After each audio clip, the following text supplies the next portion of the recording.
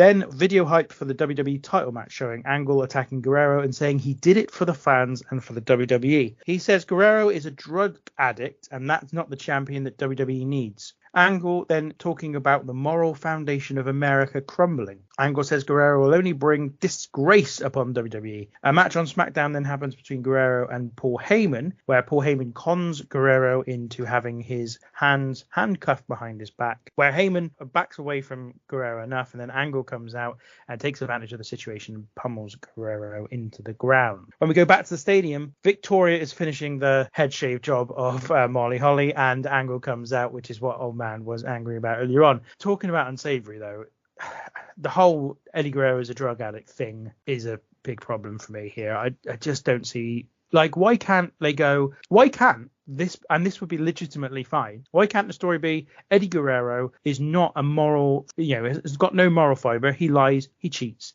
he steals. It's so simple, and it's the character. Yeah. There's no part of the on-screen narrative, on-screen canon, which says Guerrero is a drug addict until this point. It's lazy, reality-based nonsense. Well, also, didn't Kurt Angle once say on a podcast that he was taking 60 pills a day when he was working with WWE? So, again, like, not only is it the fact that it's non-canon, and it's also massively hypocritical as well. Well, I'm sure that Angle didn't actually feel this way.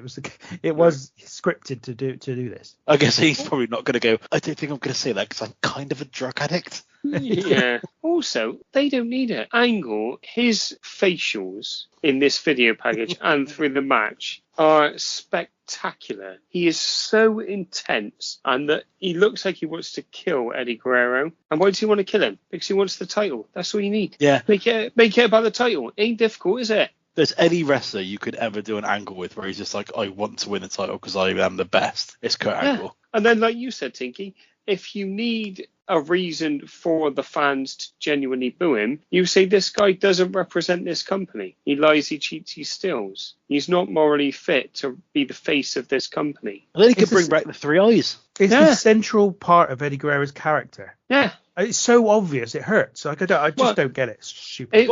Especially after he got rid of his mullet. That became the central thing, I think. But also, Tinky, to your point as well, in a warped way, it's the polar opposite of what Angle's character is as well. In that, I know we're going back a couple of years to his on the integrity, intelligence, and whatever the one was, the three eyes, and it's through a warped version where he sees himself as better than everyone else. But it's kind of an integral part of his character that he's better than everyone as well. So it kind of works both ways. Our next match is Eddie Guerrero versus Kurt Angle. It's for the WWE title. It goes for 21.5 minutes. This one ends when Eddie Guerrero does something a little bit cheeky. He loosens his boot after just about escaping from the ankle lock. And then when Angle comes in to reapply it, Eddie Guerrero manages to escape with Angle taking Guerrero's boot with him. Angle then charges Eddie and he counters with a small package for the win. I thought this match was very good. I really liked it. I think that there's some really good chain wrestling at the beginning, which was quite nice to see. They tell quite a decent story in that, like, Eddie hurts his ribs after a failed top rope splash to the outside of the ring, and then Angle like targets that area. It's really stiff, which is one of those things that, like, you watch it and you're like, oh yeah, but it kind of obviously counted towards like both his and Chris Benoit's demise a little bit, that stiffness, but it's really good. There's some lovely spots in the match, like Eddie Guerrero does a lovely reversal from an Angle slam into a DDT. There's a great bit where the great false finish after the frog splash, which is just absolutely tremendous. And one thing I also kind of thought during this match, and I've been meaning to say this before as well, that Kurt Angle's standing ankle lock looks absolutely incredible. So you've seen kind of Ken Shamrock do it, and he always did it on his knees, and it always never looked quite as good. So it was one of those things. The bit that I love is, though, was when the boot comes off and Angle kind of sees it, and then Eddie goes, oh. Yeah. And then Angle charges at him, and what I love about the small package that Eddie gets Angle in is the speed in which he gets it. It's almost like a snap suplex to some extent. Like he properly gets down really quick and gets him in the small package, and it's just a great ending. And it's what I quite like about it is that whilst it's in keeping with Eddie Guerrero's character, he doesn't cheat. He gets one over on him. He tricks him. He doesn't do anything against the rules, I guess is what I'm saying. He doesn't like do the thing with the chair that they grew to rely on, where he throws the chair and falls down. Everything that he does, whilst it's underhanded, it's within the confines of the match. So whilst he doesn't necessarily cheat, he does something a little bit cheeky, a little bit crafty, and he gets one over Angle. And Angle's anger at the end of it is absolutely magnificent as well. Great match, really enjoyed it. So Eddie Guerrero does lock his feet around the bottom rope in this small package. Yeah. But that's very much nitpicking because this is tremendous, isn't it? This is Angle in there with a wardrobe and he'd have a great match. And he's so good. Angle is so good. Like, this is kind of the point where I feel like when he was invested in something, he was another level. Oh, he's just absolutely tremendous. Like I said, so like his facial expressions, his physicality, like Tom said about like the anger in Angle when the boot comes off in his hand. And the way that he charges at Guerrero, I just thought this was an absolute masterpiece. And this is what everyone is waiting for. And I think that this last sequence of matches that we're going to have, this is all that matters to people, quite honestly. And there is, in particular, the 2 world title matches, the disparity in quality between those 2 matches and everything else on the card is so vast that I think it's quite troubling going forward. But this match is beautiful stuff. I'm not quite as high on this match as you two, but I do think it's great. I do think it's great, but I just wasn't quite as high on it. I think they just, for me, spent a little too long on the wrestle match at the beginning. There's about 8, 9, maybe 10 minutes of them just doing a lot of mat wrestling, and I think it took the crowd a little bit out of it. They just a little bit dampened their enthusiasm for this sort of last 3 matches. They managed to get them back by the end, and I think it is a cracking match in the end. But that opening sort of 10 minutes for me just